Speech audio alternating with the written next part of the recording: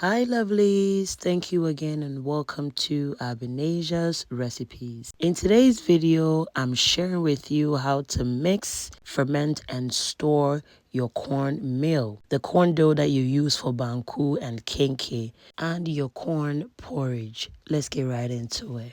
As you can see, I have here my white cornmeal and yellow cornmeal. I'll be making two separate mixtures, okay? In this bowl, I'm pouring in one bag, which is about 5 pounds of cornmeal, and then I'll add in my yellow cornmeal. This is about 20 ounces, so it's about 1.5 pounds. And then I'll add in 6 cups of water. I'll be adding the water gradually as I mix. Now you can use a spatula or a wooden spoon to mix this, but I prefer using my fingers or my hands to mix it. This mixture is mainly for kenke or banku, okay, and that's the reason why I added the yellow corn flour. I like to incorporate the white corn flour or white cornmeal with the yellow cornmeal for my kenke or for my banku. So at this point here, I've already added about 12 cups of water. I used about 12 to 15 cups of water for this mixture. I'll pat it down and then I'll set it on the side and then move on to mix the other bag. If today is your first time on this channel, hello there and welcome. Thank you so much for stopping by. If you have not subscribed yet, please kindly do me a favor and subscribe so that you can be part of this beautiful and amazing family.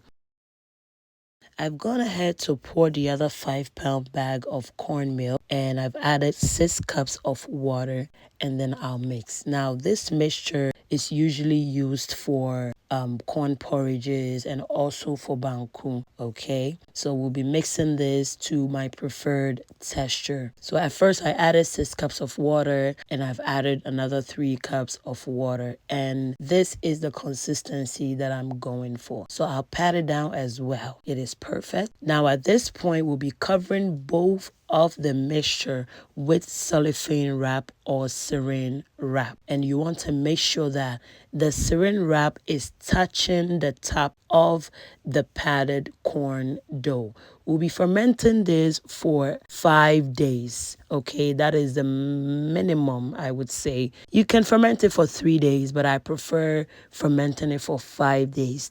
To my amazing returning subscribers, thank you so much for always coming back to support. Thanks for always sharing my videos on your various platforms. God bless you so much. So I've beautifully covered it with the cellophane wrap. I'll now cover it with the lid and then leave it in your pantry. Leave it in a warm place, okay? Just anywhere in your pantry or in your kitchen to ferment for 5 days. And after 5 days, guys, this is how your corn dough or your fermented corn dough should look like. And you can see there are no molds or it is not moldy on top, okay? If you cover it very well with the cellophane wrap or the saran wrap, you won't get any molds on top of the mixture.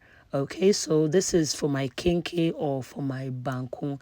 And then the other one is mainly used for porridge, corn porridge, and also I use it for banku and other recipes that requires fermented corn. To easily store it, you need a Ziploc bag, and then all you have to do is scoop it into your Ziploc bag. Make sure to flatten it so that, you can put it in your freezer. You don't want it to take a whole lot of space in your freezer. So this is how I usually do it. It goes into my Ziploc bag and then I would flatten it just like how you're seeing it in the video. And that is very, very easy and simple, guys. And for my subscribers that were asking of how to ferment corn dough, this is how you do it. Very easy, very simple. Thank you so much for staying with me until this time.